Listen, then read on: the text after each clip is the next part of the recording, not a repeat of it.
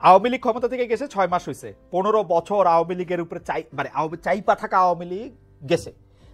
এখন ধারণা করে নেওয়া হয় এখন যারা ক্ষমতায় আসে তারা হইলো হয় বিএনপি পন্থী নাইলে জামাতপন্থী। ক্ষমতায় আসার পরপরই তাহলে এখন ৭১টারে ডিল করা উচিত হচ্ছে সেইভাবে।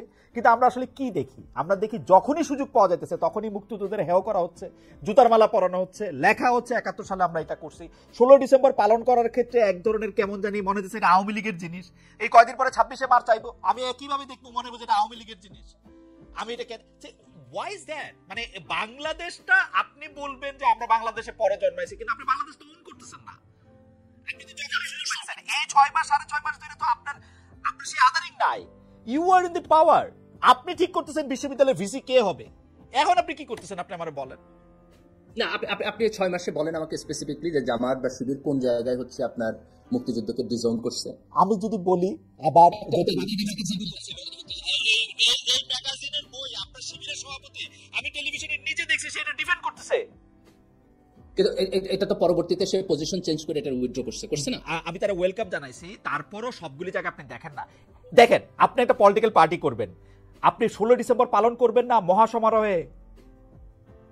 16 ডিসেম্বরে ছাত্র শিবির প্রতি 16 ডিসেম্বরে ভাই মিছিল করে পতাকা লয়ে, আজকে থেকে না, আজকে থেকে 20 বছর আগে। ভাই আমরাও তো মাঠের পলিটিক্স করছি গালিব, আমরাও তো মাঠের পলিটিক্স করছি। কোনটা মন থেকে করে, কোনটা দেখানোর জন্য করে, কোনটা হলো জাস্ট একটা ঘটনার জন্য করে, এটা আমি বুঝতে পারি না। খালেদ ভাই দেখেন, আমি যদি ফেয়ার স্টেটমেন্ট দেই তাহলে আমি বলবো যে 71 এর ব্যাপারে জামাতের মধ্যে তার মনস্তত্ত্বের মধ্যে কিছু কনফ্লিক্টিং আন্ডারস্ট্যান্ডিং আছে।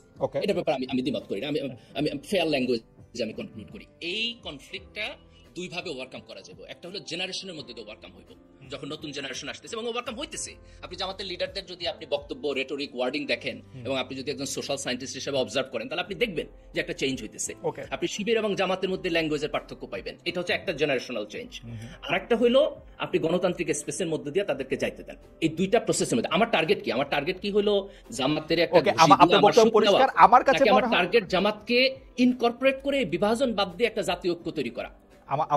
আমার মনে হয় যে আমি যখন শেখ হাসিনার সময় ডয়েচে ভেলেতে আমার মনে আছে আমি জামাতের সেকেন্ড পার্সন আবু তাহের ভাইকে যখন আমি ইন্টারভিউ করছিলাম, আবু তাহের ভাইয়ের কথা শুনে আমার কাছে মনে হচ্ছে যে উনি খুবই স্বাধীনতার পক্ষের লোক, কিন্তু বাকি বিল্লাহ সাহেবও যেটা বলছেন সেটার সাথে আমি একমত যে এটা অফিসিয়াল পজিশন নেয় না।